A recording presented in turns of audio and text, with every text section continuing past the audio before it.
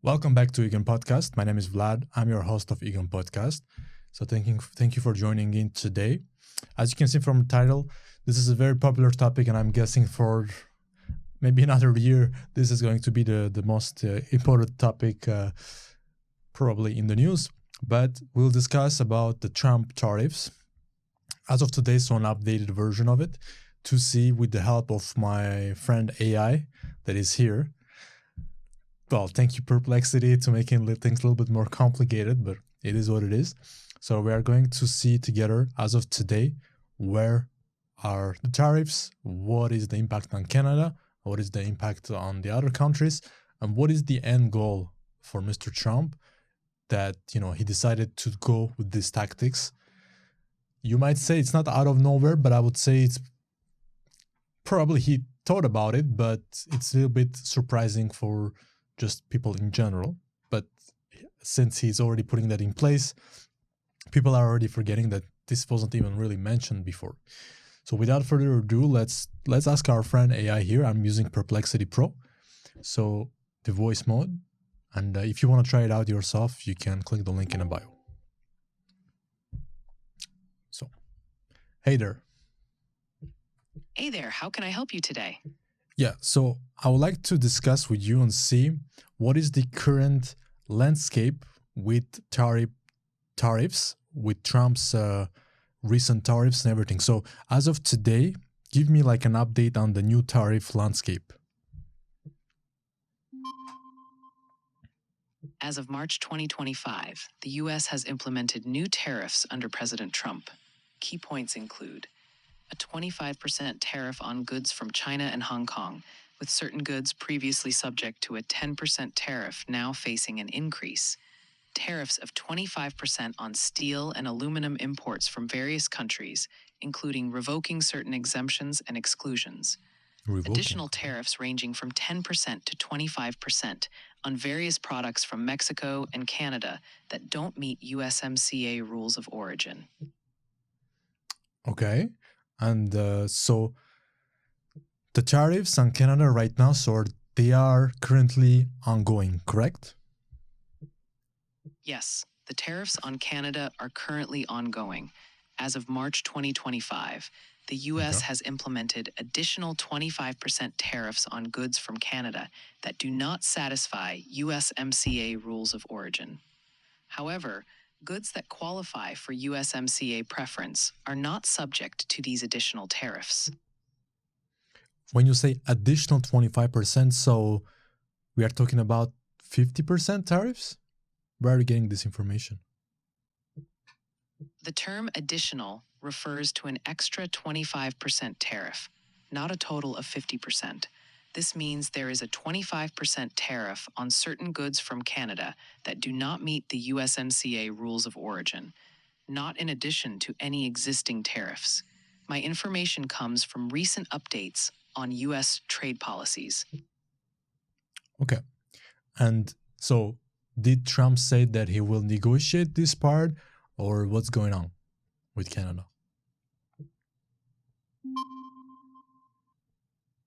President Trump postponed certain planned tariffs on Canadian imports until April 2nd, 2025, indicating a window for negotiations.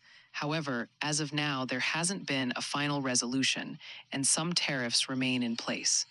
Canadian Prime Minister Mark Carney has expressed readiness to negotiate with Trump concerning these tariffs, but a concrete agreement has not yet been reported.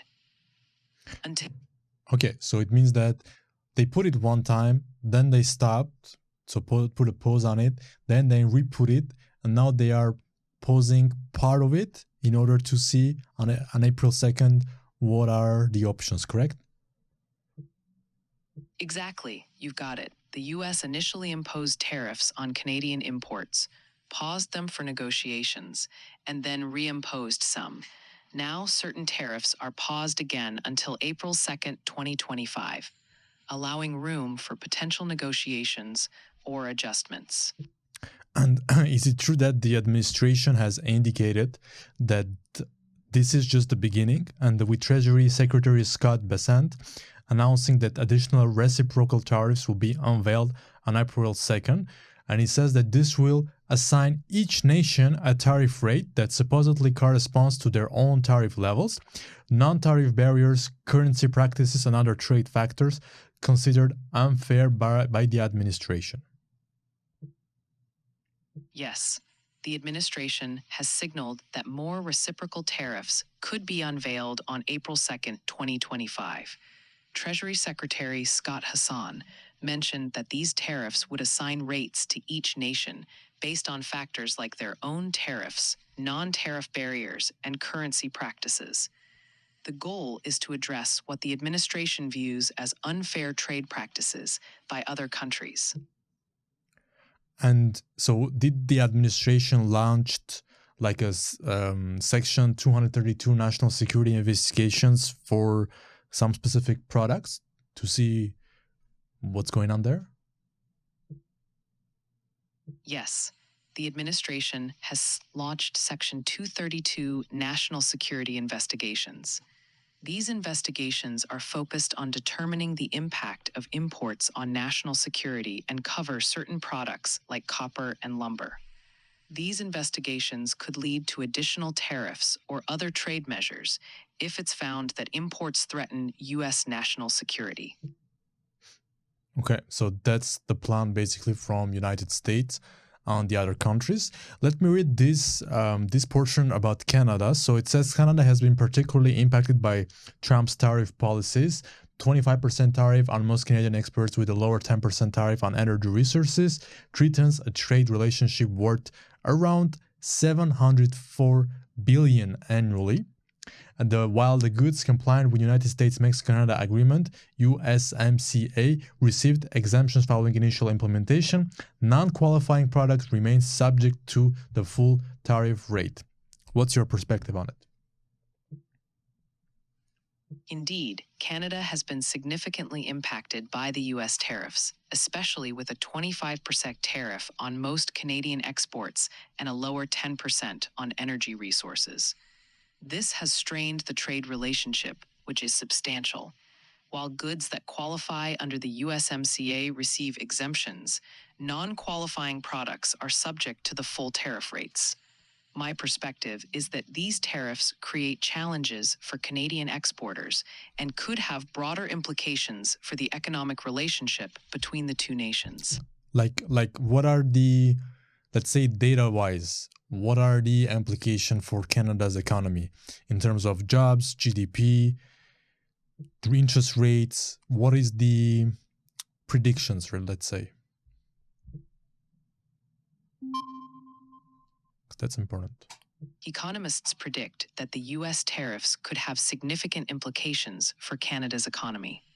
These include a potential contraction in the economy for 2 quarters, lowering GDP growth by 1.5 percentage points to 0.5% in 2025. More than 100,000 net job losses, with unemployment possibly reaching 8%. A weaker Canadian dollar, potentially falling to 67 cents US. A shallow recession, with potential effects on the housing market and consumer confidence.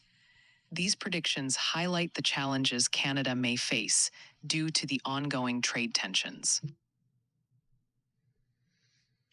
Okay, and would you say that it's mainly the manufacturing portion that it's more impacted, or other sectors also? Like, give me the sectors that will be impacted. The manufacturing sector is among the most impacted by the tariffs, particularly industries that rely on exports to the U.S. This includes automotive, steel, aluminum, and machinery manufacturing. However, other sectors are also affected. Energy. A 10% tariff on energy resources impacts oil and gas exports. Agriculture.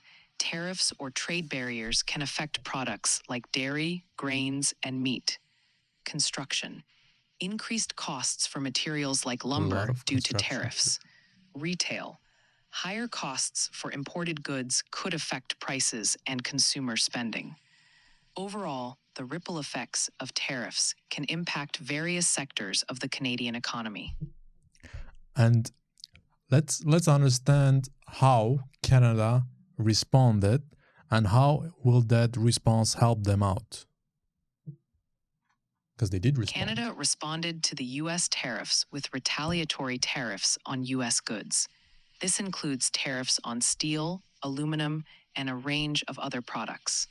These measures aim to pressure the U.S. to reconsider its tariffs and to protect Canadian industries by making U.S. goods less competitive in Canada. While these actions demonstrate Canada's resolve, their effectiveness depends on various factors, including how long the trade tensions persist and whether negotiations lead to a resolution. Retaliatory tariffs can help Canada by supporting domestic producers and encouraging the U.S. to negotiate. So as of today, Canada has put tariffs back, so against U.S. What's the percentage? Yes, Canada has imposed retaliatory tariffs on U.S. goods. These tariffs are up to 25% on steel and aluminum products, with varying rates on a range of other goods. These measures aim to respond to U.S. tariffs and protect Canadian industries. And so what is the rhetoric of the Canadian new Prime Minister about these tariffs? Like, is he cooperative with Trump, Mr. Trump? Is he against, or like, is he like Mr. Trudeau? How is it going?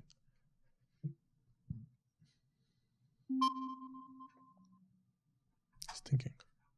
The new Canadian Prime Minister, Mark Carney, has expressed strong opposition to Trump's tariffs, labeling them as unjust. He has indicated readiness to negotiate with Trump to address the tariff issues, but he firmly rejects the notion that Canada could become the 51st state of the U.S. Carney is taking a firm stance in defending Canada's sovereignty and economic interests in light of the ongoing trade tensions. Okay, so he basically is opposing it, which makes sense because, you know, he's the prime minister of this country, their country. It's a war, economic war, right? So, okay, so that's the response of Canada against US. Now, does Canada think to apply any extra tariffs, or that's about it?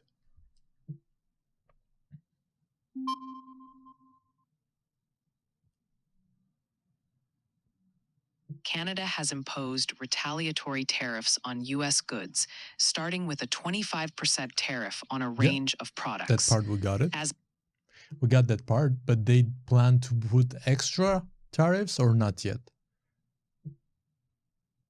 As of now, there hasn't been an official announcement from Canada about plans to impose additional tariffs on the U.S. The Canadian government is currently focused on negotiating and managing the existing trade tensions. Okay, great.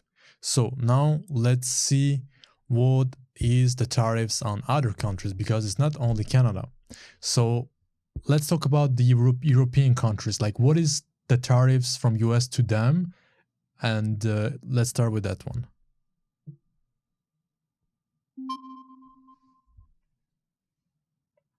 The United States has imposed tariffs on European countries, including a 25% tariff on steel and aluminum imports.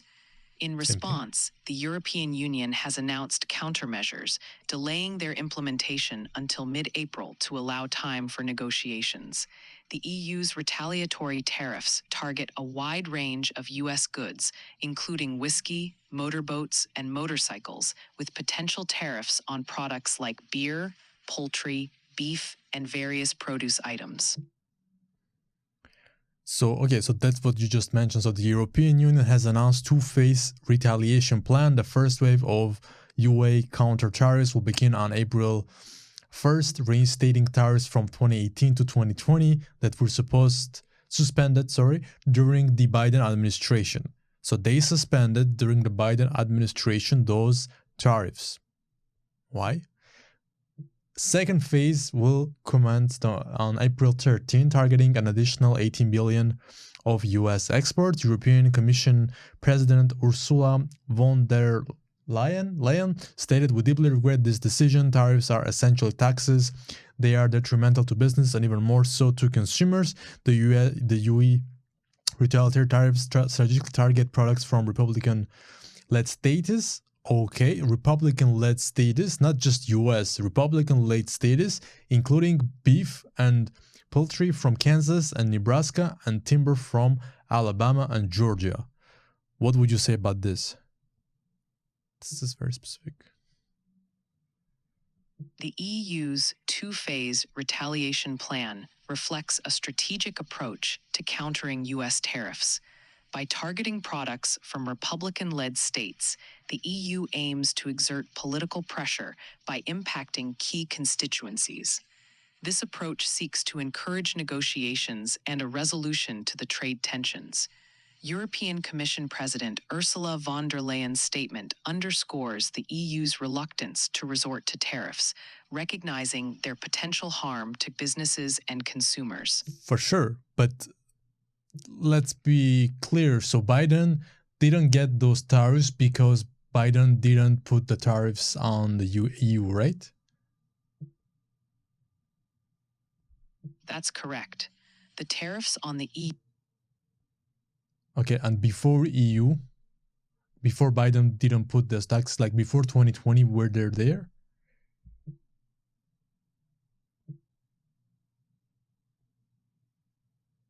Okay, I cannot hear you. Before the Biden administration, tariffs on the EU were implemented during President Trump's tenure. Okay, so it was implemented. Okay, and before Trump?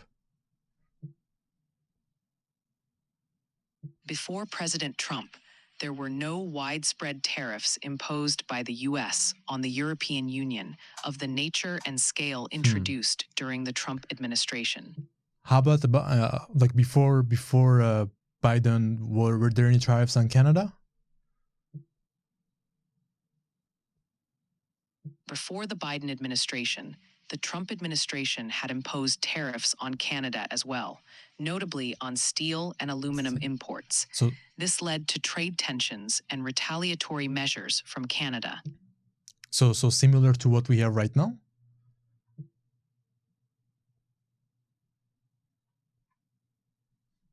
Yes, it's similar to the current situation.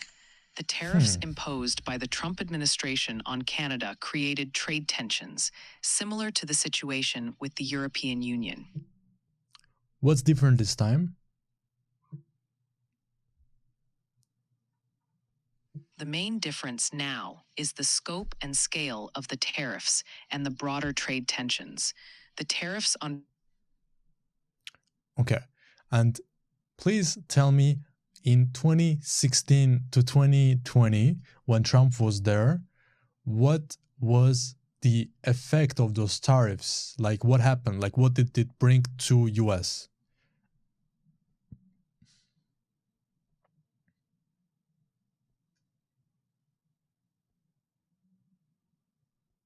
I think my AI friend cannot hear me. I will retry it. So, hey, can you hear me? Yes, okay. I can hear you. So how can I help you today? Yeah, let's continue where we stopped. So you said that in 2016 to 2020, there were tariffs like today we have against Canada, against the European Union, other countries. So my question to you is, those tariffs, so all of those things that were done in 2016 to 2020 by Mr. Trump, what were the effects of those things on the economy and on the specific decisions that were made in US and just in general? What were the effects? The tariffs imposed by the Trump administration between 2016 and 2020 had various effects on the economy. They led to increased costs for imported goods, which affected both consumers and businesses. Some industries benefited from the protection against foreign competition, while others suffered from retaliatory tariffs and disrupted supply chains. The tariffs also prompted trade tensions with countries like China, Canada, and those in the European Union. Overall, the effects were mixed, with some arguing it led to a slowdown in economic growth and others believing it helped protect American jobs. But would you agree that during those 4 years, the economy was going very well? The U.S. economy experienced a mix of outcomes during those years. There was strong economic growth and low unemployment initially, but the trade tensions and tariffs introduced uncertainty and disruptions. The economy was doing well in some areas, but there were also challenges, particularly in sectors affected by the tariffs. For sure, but how about the market, the financial markets? The financial markets performed well for much of the period between 2016 and 2020. The stock market saw significant gains, with major indices like the S&P 500 reaching record highs. However, there was volatility, partly due to trade tensions and geopolitical uncertainties. The markets also faced a sharp downturn in early 2020 due to because of COVID, for sure. We got that. We know that part. So, and what was the impact of those tariffs on the interest rates in the United States? Because that's a key point. The tariffs themselves didn't directly impact interest rates, but they contributed to economic uncertainty and concerns about growth. The Federal Reserve considered various factors, including trade policies, when setting interest rates. In response to the potential economic slowdown and trade tensions, the Fed cut interest rates in 2019 to support the economy. Okay, so basically it did help to decrease the interest rates at that time. Yes, the economic uncertainty and potential slowdown due to trade tensions, including tariffs, influenced the Federal Reserve's decision to lower interest rates to support the economy. So would it be reasonable to say that this time it's pretty much the same game plan that is happening? It's reasonable to draw parallels between current trade tensions and those from 2016 to 2020, and their potential effects on interest rates. However, it's important to consider the broader economic context and specific circumstances that may differ from the past. Okay, and Trump would take this approach to have an influence on Jerome Powell in the United States, who he cannot fire, right? Because he cannot do that, in order for him to decrease the interest rates. And can you tell me, please, why it will interest Donald Trump to decrease the interest rates in the United States? While a president can't directly fire the Federal Reserve chair, they can influence through public statements or policy preferences. Lower interest rates could potentially boost economic growth, which might be favorable for an incumbent's re-election campaign or for promoting perceived economic success. Lower rates can also encourage borrowing and investing, potentially helping to boost the economy.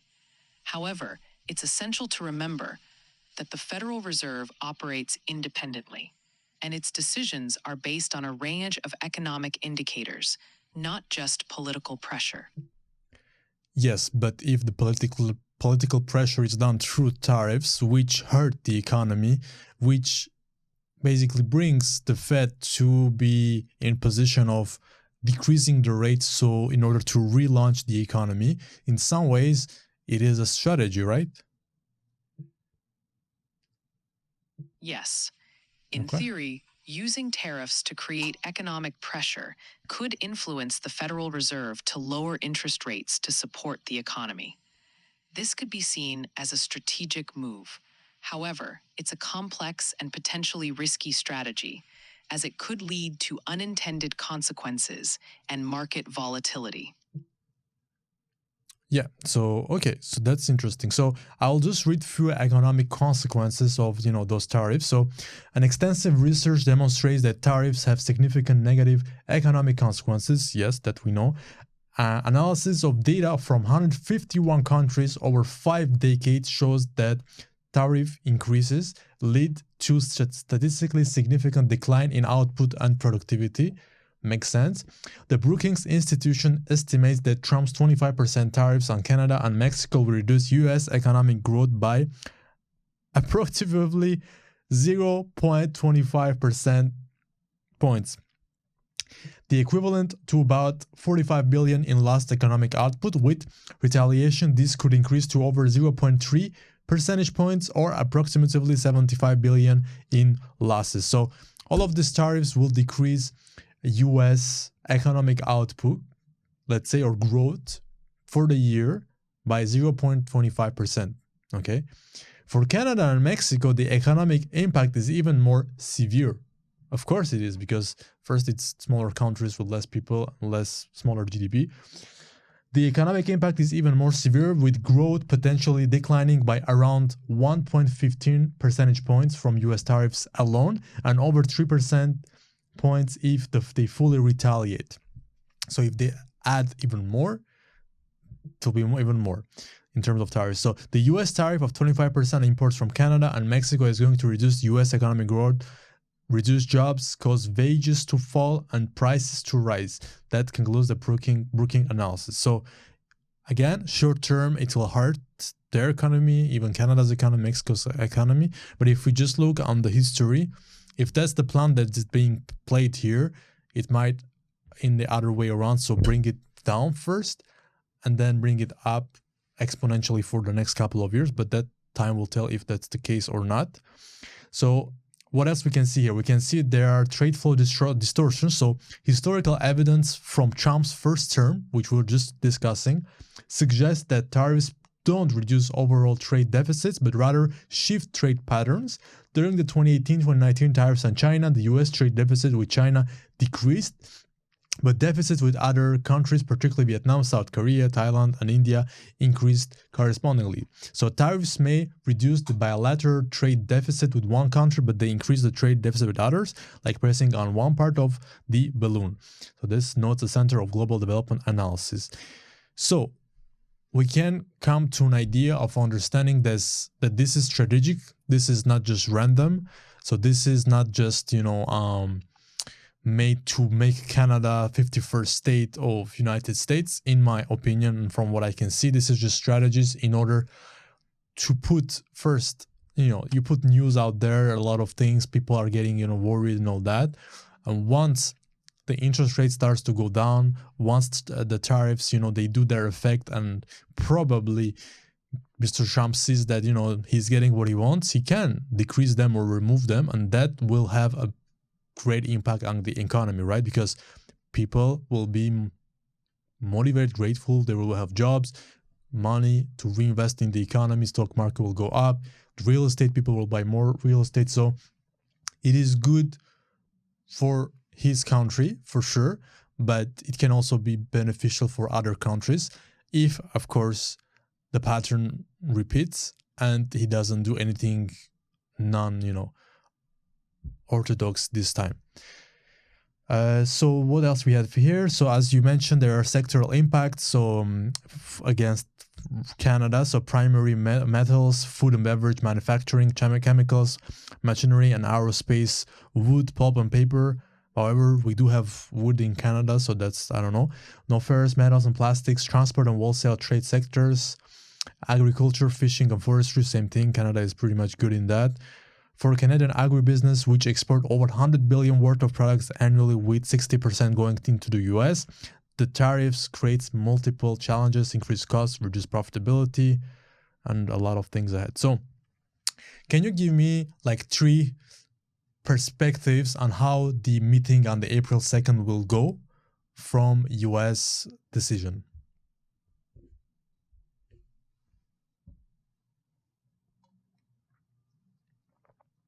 Are you there, my friend? I think I gave so many informations that my friend AI is trying to process all of it and trying to look what's happening. So can you give me 3 perspectives on how the meeting of the US regarding the tariffs on the 2nd of April will or can go? Let's see. The upcoming U.S. tariffs meeting on April 2nd is generating diverse perspectives.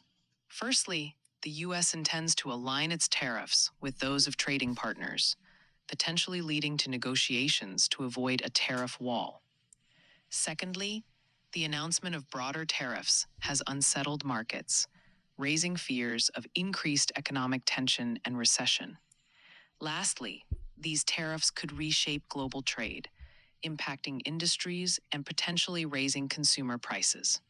Countries are weighing how to respond, with some like Canada seeking exemptions to mitigate the impact. And how will they, decrease the impact that if they decide to really put extra tariffs, how would they, help the Canadian economy to stay afloat?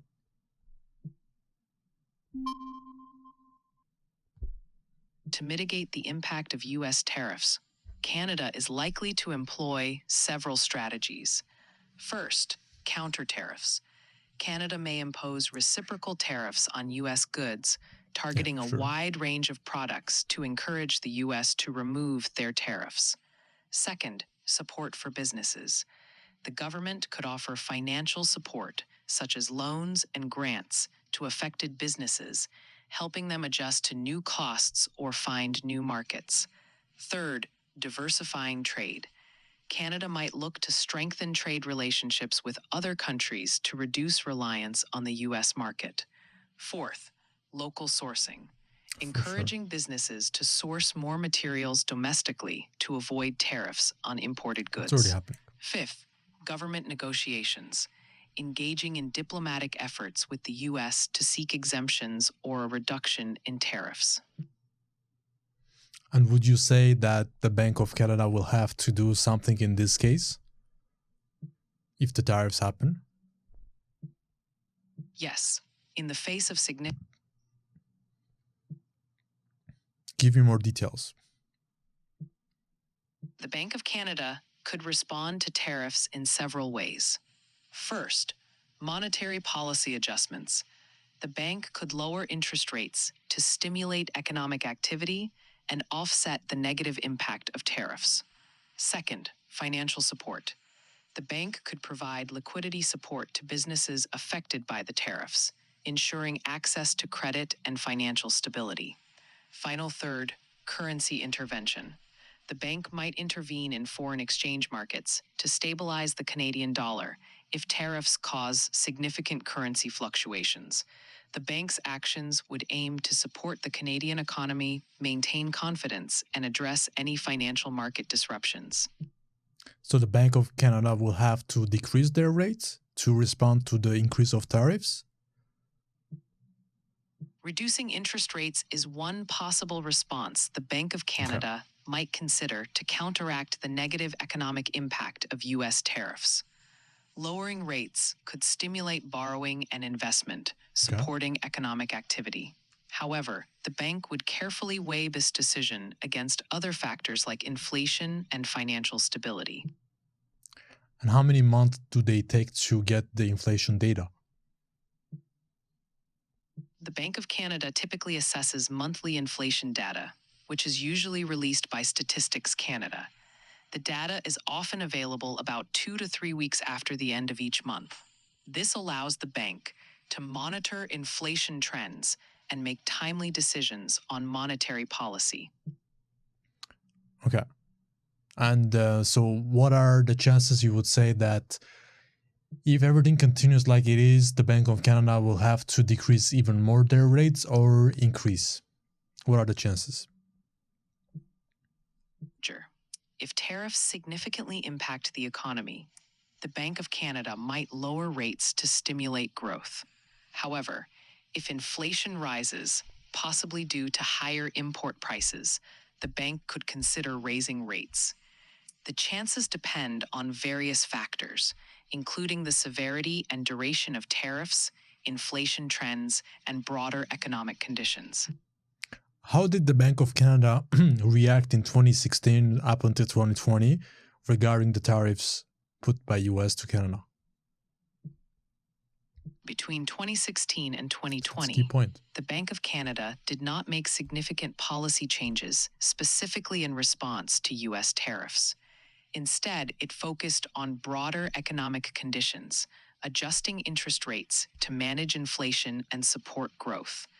The bank closely monitored developments in trade policy and their potential impact on the Canadian economy, ready to respond if necessary. Did they decrease the rate? During the period of 2018 to 2020, the Bank of Canada did not primarily attribute its interest rate decisions to U.S. tariffs. The bank focused on a range of economic factors, including inflation. Yes, I know that part.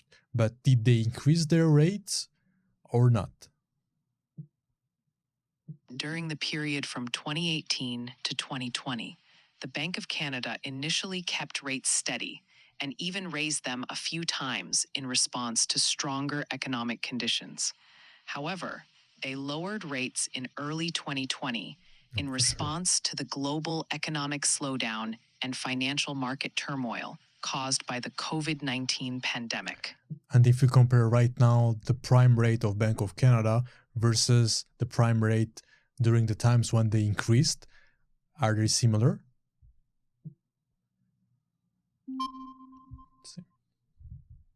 As of March 2025, the Bank of Canada's prime rate is 4.95%.